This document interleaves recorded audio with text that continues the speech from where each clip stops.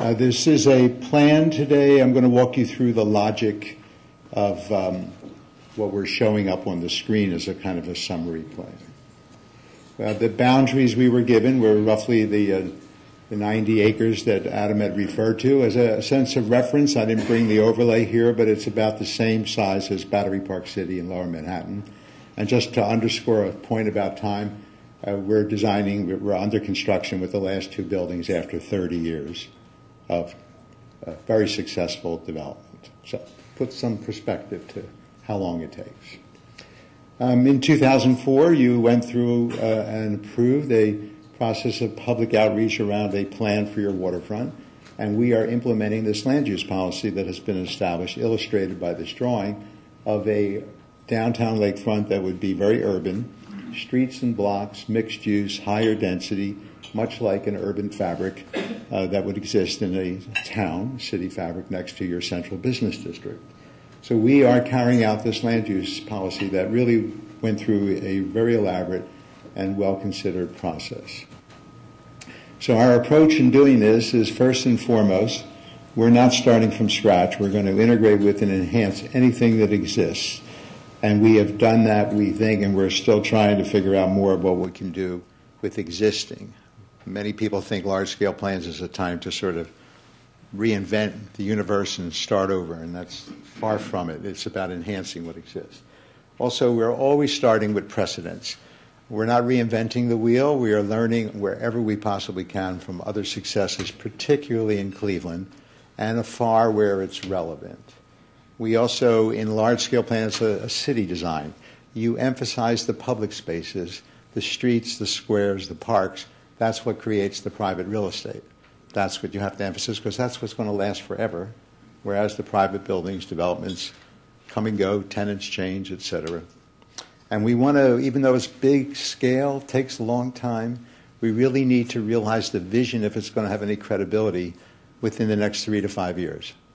Parts of it built, occupied, underway, construction. Something about American marketplace, I don't know what it is, but if you can't get something done in 5 years, you wait another 10 years before you get started again.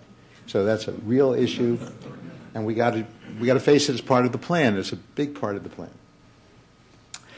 What Adam was referring to is, I was just befuddled by how many things people were not noticing about your waterfront, because we have never worked on a waterfront with so much accomplished already to date. I'm delighted to be coming at this point in time, after you've spent hundreds of millions of dollars putting together. First of all, most waterfronts don't have it all under public ownership.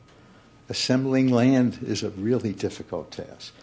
You have transit at the waterfront. I don't know of another waterfront that has transit, 3 stations at the waterfront.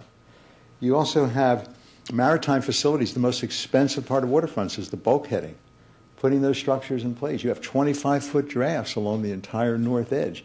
That's unheard of in waterfronts.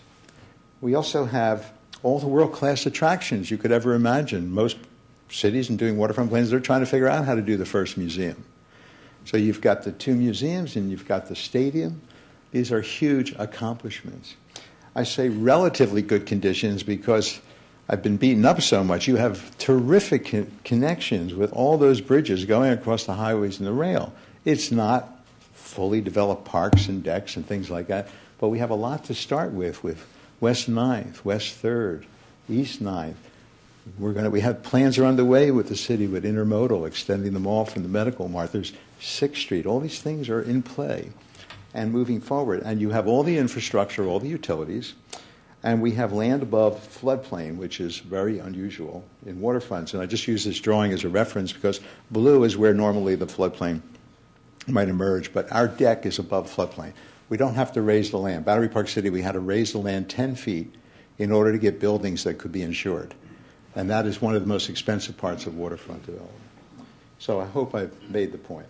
So we have an opportunity, after all that you've accomplished, if we could just imagine, as we're showing here, don't ask me which city, I don't know, of bringing the waterfront right to the water's edge with both active maritime activity in the water and urban mixed-use, high-intensity, normal urban fabric mixed in with your museums and stadium.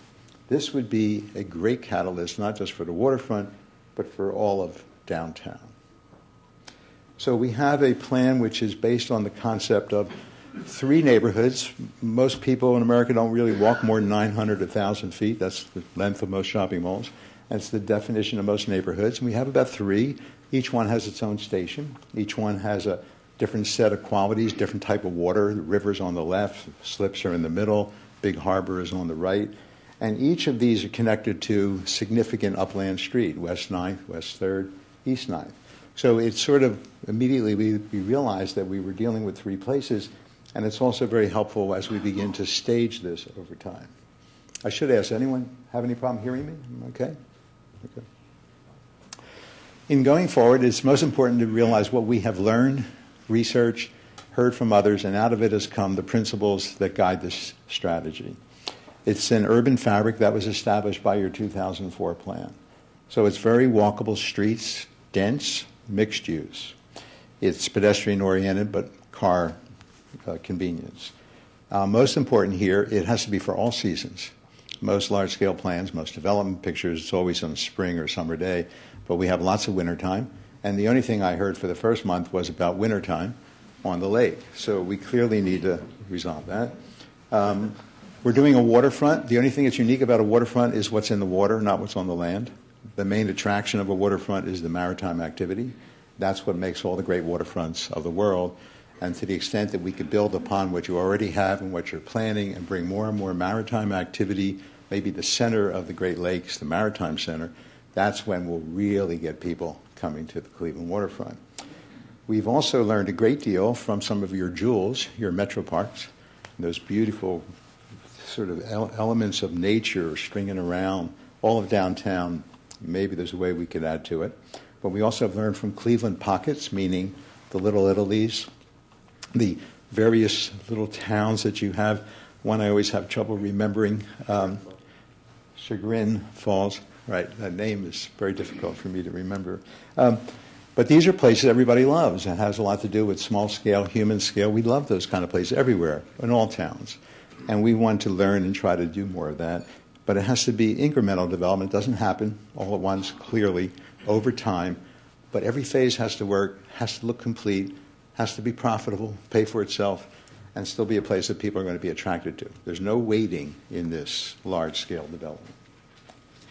So we begin with walkable urban streets, mixed use, ground floor emphasis throughout. We learn from many towns. I use Old Town Alexandria because it's one of the most enduring and endearing. It's a place made up of small blocks. We can fit almost all of Old Town Alexandria on the property that we're looking at. And if you've been there, it's an extraordinary urban place. Many different neighborhoods, many types of streets. We have streets of enormous change all the time, as historic as it is. It's always undergoing transformation, being reinvented. Many developers, many ideas, many different tenants, many architects. But here we have to also think about wintertime streets. And they, too, are operating all the time. Lots of investments, lots of people. Not in the middle of the blizzard. It's the day after the blizzard. We also have a nighttime we can deal with in the wintertime as well. So the key to the wintertime, we have learned more and more, has to do with wind, because obviously the more wind, the colder it feels, the wind effect.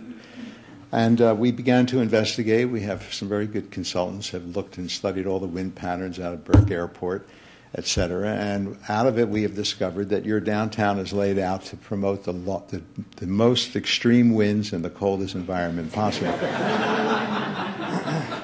So if we were to turn the streets and blocks a little bit, we actually, like many old towns around the world who knew about wind and cold because they took longer time to settle maybe, that you twist and turn it so that you deflect the wind and you're not welcoming them and giving them long corridors to build up steam. And when you begin to tilt it and you start to make a checkerboard, it means that the winds can't get through so easily and they start to die down. Now, it's still going to be cold, it's still going to be windy, but not nearly as bad as it has been, etc. And that goes for landscape also. You don't do the flat plains, which are everywhere in downtown Cleveland.